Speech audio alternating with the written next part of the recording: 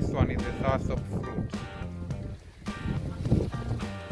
You see, soursop fruit and others. Soursop fruit, how it looks like.